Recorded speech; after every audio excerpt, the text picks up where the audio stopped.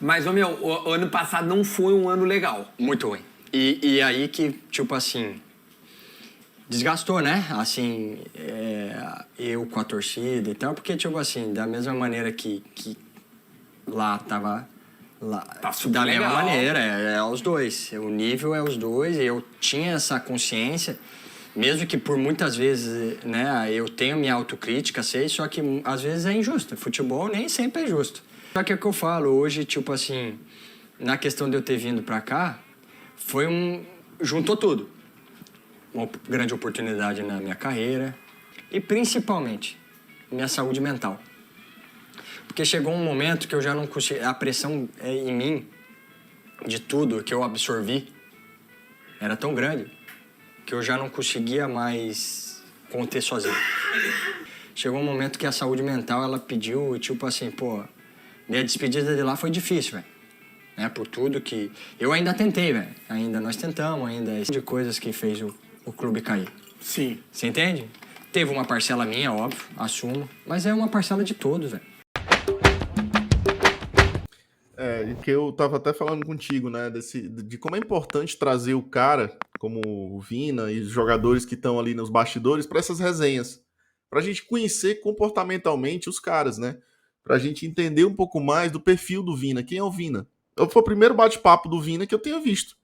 Assim, sem ser aquela coisa gravada, porque era ao vivo, né? Não tinha aquele momento de cortes aqui, cortes ali, porque era uma edição meio pré-pronta, como foi aquela do Vina pro Desimpedidos, se eu não me engano. Não foi naquela pegada, foi uma pegada de ao vivo. Tava o pai do Vina nos bastidores, e ele conversou um pouco sobre a carreira dele, sobre os momentos com a torcida, sobre como ele gosta de morar aqui, né? Gostava de morar aqui, que é bom demais e tudo mais. Então, o lado positivo, né? De vir para cá. Então, obviamente que uma coisa que a entrevista passou assim para mim, eu quero falar sobre isso, mas não quero que nem o Vina, nem o sogro do Vina, nem o pai do Vina entendam o que eu vou falar como algo que é negativo do Vina, que é prejudicial ao Vina, como se eu tivesse desdenhando com algum tipo de mágoa do Vina. Não, não é. É que o Ceará, ele basicamente, na montagem de estrutura da Série A, quando a gente descobriu o Vina em 2020, e ele entregou muito em 2020, se tornou um jogador muito importante pra gente, principal jogador, né? Principal jogador disparado. O nosso elenco, ele tinha jogadores dentro do elenco que eram verdadeiramente líderes, que davam peso ao nosso vestiário. Davam peso de tirar a responsabilidade desse peso que o Ceará, que aí eu vou dizer qual foi o grande erro para mim. O projeto Vina, para mim, foi um erro do Ceará. Hoje, depois de eu ter visto essa entrevista, não pelo que o Vina não falou nada de errado. Pelo amor de Deus, não me entendam mal. O Vina não falou nada de errado. Mas o projeto que o Ceará montou para o Vina foi completamente errado. Completamente errado. Hoje eu consigo entender. Por quê? Porque o Ceará colocou o Vina, Douglas, numa projeção de líder, referência técnica e o cara que iria nos conduzir a títulos. Por isso que o Ceará investiu um valor acima da média para o jogador Vina. E eu não discordo da parte financeira, mas eu discordo do que foi avaliado para o Vina se tornar referência técnica e de liderança. Eu não conhecia muito de bate-papo, de resenha, de saber como é o cara, como é a pessoa Vina. Eu acho que o Vina é um cara, parece um cara sensacional, um cara muito legal mesmo, muito, mas que nesse aspecto ele precisava de outros jogadores ali de peso no vestiário, como era o Praz, como era o Sobis, que tiravam dos holofotes do Vina essa responsabilidade de, ô Vina, vem aqui, tu é o mau salário, tu é o cara que tem que fazer isso e aquilo. Porque no Ceará de 2021 e 2022 ele era esse cara. Esse cara que tinha um mau salário, esse cara que quando era para receber a bola todo mundo olhava para ele. Ele assumiu uma responsabilidade que não é do perfil comportamental do Vina. E tá tudo bem. Vários jogadores não são líderes, cara. Ronaldinho Gaúcho nunca foi um líder, nunca foi um capitão. Já viu capitão Ronaldinho Gaúcho? Não tem, pô. Porque tinham líderes nos grupos que o Ronaldinho jogou. Por onde o Ronaldinho jogou, era talento, era bola no pé. E aí eu posso citar N exemplos de jogadores que tinham qualidade até o final da carreira, mas nunca tiveram esse perfil de liderança. E que era importante o Ceará ter detectado a falta de liderança dentro do grupo. O Sérgio Alves falou sobre isso. Sérgio Alves de Lima falou sobre isso. Ou seja, o projeto Vina, para mim, foi um grande erro. Não por culpa de ter valorizado o Vina. Não por culpa do contrato que foi dado ao Vina.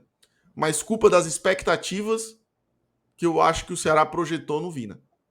Não necessariamente expectativas técnicas do jogador Vina, mas dele se tornar essa pessoa líder, com responsabilidades, com uma carga, pronto para assumir uma carga emocional muito grande.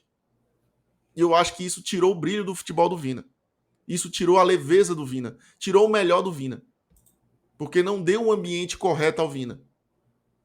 Não deu um ambiente que fazia o Vina ser o Vina de 2020.